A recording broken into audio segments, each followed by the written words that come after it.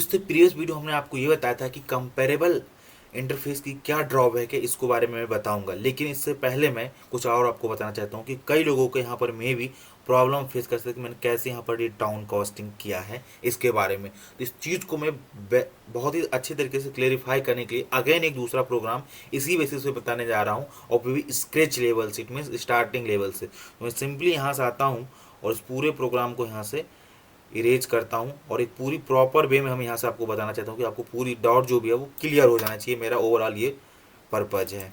Okay, तो मैं यहाँ से पूरा इरेज करता हूँ, और यहाँ से भी मैं जो मेरा पूरा ये है इस पूरे को मैं इरेज करता हूँ। ओके, अब ये हमारा ओवरऑल प्रोग्राम यहाँ से बचा है। तो यहाँ पर हमारा एक स्टूडेंट क्लास है जो कि मैंने इंप्लीमेंट करा दिया है डायरेक्ट यहाँ से कंपेरेबल इंटरफेस। इसके अंदर 3 वेरिएबल है, name, roll number, marks. Okay, अब हमें क्या करना है स्टूडेंट क्लास में, सिंपली सबसे पहले कि यहाँ से हमें इन सभी को सबसे पहले हमें पैरामीटराइज कंस्ट्रक्टर क्रिएट करना है, गेटर सेटर मेथड क्रिएट करना है, टू स्ट्रिंग क्रिएट करना है। तो सिंपली यहाँ से हम इसके लिए इक्लिप्स का हेल्प लेंगे, और यहाँ से आएंगे सोर्स पे क्लिक करने के बाद यहाँ सिंपली आएंगे जनरेट कंस्ट्रक्टर यूजिंग फील्ड पे क्लिक करेंगे, और यहाँ से ऑलरेडी ये सभी सेलेक्टेड है, और यहाँ से जनरेट पे क्लिक करेंगे, यहाँ से हमारा एक कंस्ट्रक्टर जनरेट हो जाएगा। अब यहाँ से हम आएंगे अगेन सोर्स पे, और यहाँ से सिंपली आएंगे यहाँ पे जनरेट गेटर सेटर मेथड पे क्लिक करेंगे, तो हमको ये यहाँ सेलेक्ट ऑल पे करेंगे तो सेलेक्ट ऑल हो जाएगा, और यहाँ से जनरेट पे क्लिक करेंगे, यहाँ से हमें गेटर सेटर मेथड हमारा ये जो है क्रिएट हो जाएगा। अब हम चाहते हैं कि हमारा टू स्ट्रिंग मेथड क्रिएट हो। अगेन हम यहाँ पर सोर्स पे आएंगे, और यहाँ पर आएंगे to generate to string method पे क्लिक करेंगे, और ये हमारा ऑलरेडी पैरामीटर सेलेक्टेड है, और यहाँ पे जनरेट पे क्लिक करेंगे तो ये हमारा टू स्ट्रिंग मेथड क्रिएट हो चुका था। मैं से प्रीवियस में बताया था कि इसको आप कैसे एडिट कर सकते हैं अपने अकॉर्डिंग। अब हमें यहाँ पर देखिए एक एरर आ रहा है। एरर क्यों आ रहा है? क्योंकि हमें यहाँ पे कंपेरेबल इंटरफेस को इम्प्लीमेंट कर रहे हैं, और इसके अंदर जो मेथड है वो अब्स्ट्रैक्ट मेथड है। अगर हम जब भी किसी इंटरफेस को इम्प्लीमेंट करते हैं, अगर उसका मेथड अब्स्ट्रैक्ट है, तो ये हमारी रिस्पॉन्सिबिलिटी है कि उस मेथड की बॉडी को प्रोवाइड कराए, और इसके अंदर एक ही मेथड अब्स्ट्रैक्ट मेथड है, वो उस मेथड का नाम है कंपेयर टू मेथड। तो ये हमारी एक प्रोग्रामर की रिस्पॉन्सिबिलिटी उस मेथड की बॉडी प्रोवाइड कराने के लिए। जैसे इस पर मैं क्लिक करूँगा तो देखिए ऐड अनइम्प्लीमेंटेड मेथड आ गया। जैसे इस पर आकर बाद एंटर हिट करूँगा तो ये मेथड देखिए हमारे एट लास्ट में यहाँ पर कंपेयर टू मेथड यहाँ पर आ चुका है। ओके, यहाँ तक कि प्रोग्राम ओवरऑल हमारा सेम ही है। अब यहाँ पर हम डाउन कास्टिंग कैसे करेंगे, इस चीज़ को ध्यान से देखिए। सिंपली हमारा एक क्लास का क्या नेम है, स्टूडेंट है, और यहाँ पर हमारा ये ऑब्जेक्ट टाइप है। अब इसकी रेफरेंस को हम स्टूडेंट में रख नहीं सकते डायरेक्ट। अब इसको रेफरेंस को हमको अगर स्टूडेंट में रखना पड़ेगा तो क्या करना पड़ेगा, इस ऑब्जेक्ट वेरिएबल को हम सिंपली क्या करने का स्टूडेंट में कन्वर्ट करना पड़ेगा। और स्टूडेंट में कन्वर्ट करने हमारे पास एक ही अप्रोच है कि डाउन कास्टिंग की यहाँ पर हम हेल्प ले, इसकी हेल्प से हम कर सकते हैं। तो सिंपली यहाँ पर क्या करेंगे, हम सिंपली लिखेंगे स्टूडेंट, और उसकी रेफरेंस एस ले लेते हैं और इक्वल टू लेते हैं। जैसे कि आपने तो आपको ही बताई थी कि टाइप कास्टिंग मेथड की हेल्प से हम कैसे टाइप कास्ट कर देते हैं एक डाटा टाइप को दूसरे डाटा टाइप में। सेम उसी तरह से यहाँ पर भी है। मान सपोज करिए कि स्टूडेंट डाटा टाइप है, और उसको हमको क्या करना है, इस ऑब्जेक्ट डाटा टाइप को स्टूडेंट में कन्वर्ट करना है। तो सिंपली यहाँ पर हम टाइप कास्टिंग को ही परफॉर्म कर रहे हैं।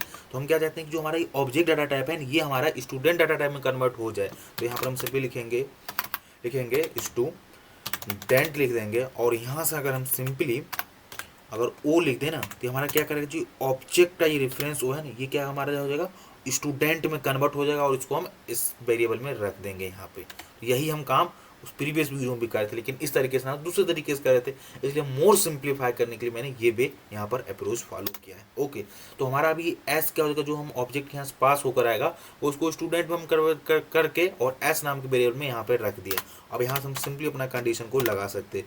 यहाँ पर लिखेंगे दिस डॉट, सिंपली लिखेंगे marks greater than S dot marks. अगर ये है पहला ऑब्जेक्ट दूसरे ऑब्जेक्ट से ग्रेटर देन है तो सिंपली रिटर्न क्या हमको करके देना चाहिए, मैंने आपको बताया था इससे प्रीवियस कि 1 रिटर्न कर देना चाहिए। अगर पहले ऑब्जेक्ट दूसरे ऑब्जेक्ट से अगर ग्रेटर देना है तो हमको ये 1 रिटर्न करे।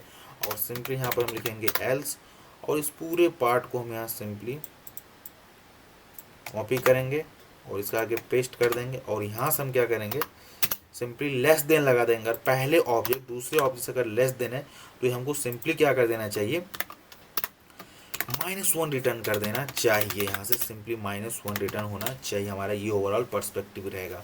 और हम एल्स पार्ट में सिंपली यहाँ से लिखते हैं कि अगर बोथ ऑब्जेक्ट अगर इक्वल है एक दूसरे को तो सिंपली हमको रिटर्न कर क्या देना चाहिए, 0 रिटर्न कर देना चाहिए। ये हमारा ओवरऑल पर्सपेक्टिव है।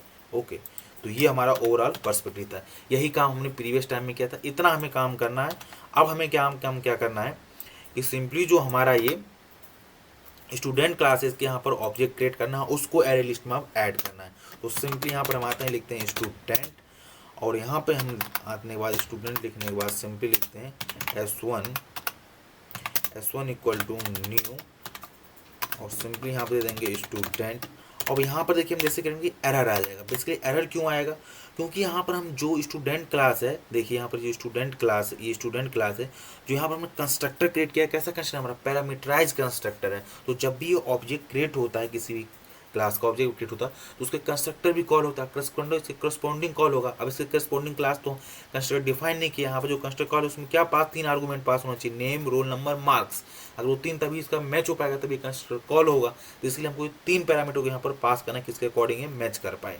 तो इसीलिए यहाँ पर हमको 3 आर्गूमेंट को रिक्वायरमेंट कर रहा है। तो यहाँ पर हम सिंपली दे देता हूँ श्याम, ओके, और यहाँ से इसका रोल नंबर मैं सिंपली दे देता हूँ 12, और नंबर दे देता हूँ मैं 97 दे देता हूँ, और इसी को मैं एक बार 3 बार कॉपी कर लेता हूँ, ओके।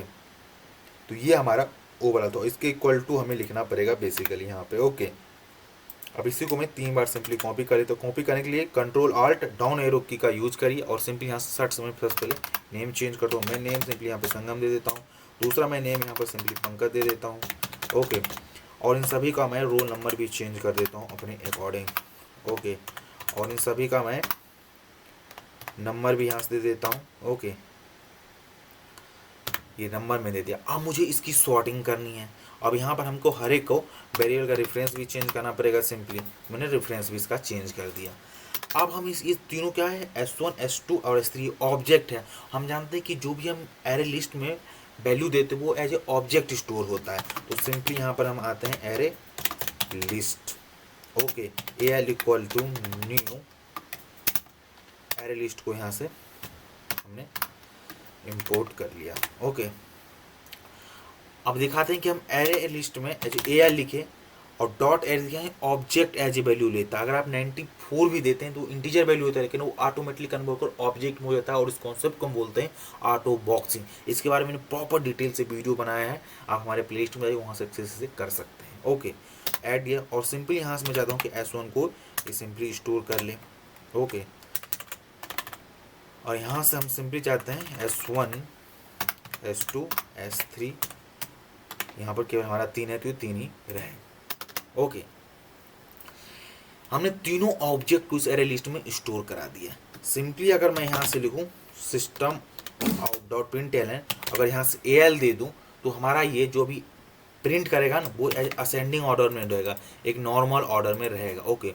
तो मैं यहाँ से आपको दिखाता हूँ सबसे पहले। तो इसमें देखिए हमारा क्या जो हमने क्या कंपेरिजन किस बेसिस पर करा रहे हैं, मार्क्स। यहाँ पे 97 आ गया, ओके, 57 मार्क्स यहाँ पर है, ओके। और यहाँ से अगर मार देखिए तो 87, जिस ऑर्डर मैंने यहाँ पर वैल्यू दिया उसी ऑर्डर में। लेकिन मैं चाहता हूँ सॉर्टिंग करने के लिए, तो सॉर्टिंग कैसे कर सकते हैं, तो सिंपली यहाँ से यूज आपके कलेक्शन डॉट सॉर्ट, और सॉर्ट में क्या करना है, हमें AL को करना है, ओके।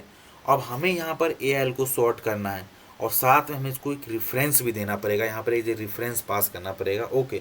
मैं आपको इसका रेफरेंस भी बता दूँ कि हमें यहाँ पर रेफरेंस बेसिकली कौन सी पास करनी है और कैसे करनी है। ईच एंड एवरीथिंग मैं यहाँ पर पूरी डिटेल से आपको बताऊंगा।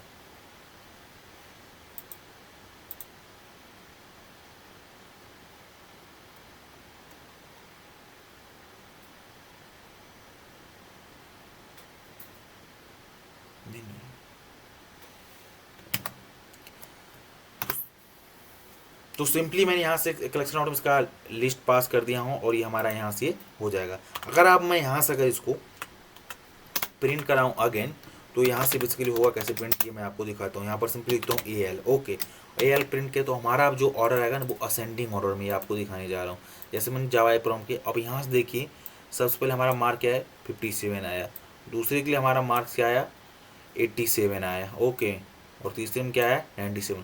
तो इस तरह से हम असेंडिंग ऑर्डर में, जब हमारा ऑब्जेक्ट कम्प्लेक्स हो, अगर एक ही ऑब्जेक्ट में बहुत सारे डाटा हो तो हमें डिसाइड नहीं कर पाते कि हमारा कंपैरिजन किस बेसिस पे हो। तो ये हमें मैनुअली एज ए प्रोग्राम हमारा बताना पड़ता है कि जो हमारा कंपैरिजन है पेन हो, या तो आप मार्क्स बेसिस पे कराइए, या तो आप रोल नंबर, जिसके अकॉर्डिंग आप कंपेरिजन करना चाहते हैं। सिंपली आप यहाँ पर आकर इसे बताइए, उस वेरिएबल का नाम दीजिए, उसके अकॉर्डिंग वो कंपेरिजन परफॉर्म कर आपको आउटपुट दे देगा। तो आई होप आपको ये पूरा कॉन्सेप्ट समझ आया होगा। और नेक्स्ट वीडियो में ये जानेंगे कि जो कंपेरेबल हमारा ये इंटरफेस है, कंपेरेबल इंटरफेस है, बेसिकली इसकी ड्रॉबैक क्या है, इसके बारे में जानेंगे और इसकी ड्रॉबैक है तो इसको ओवरकम कैसे करेंगे ये भी हम जानेंगे नेक्स्ट वीडियो में। तब तक के लिए बाय बाय।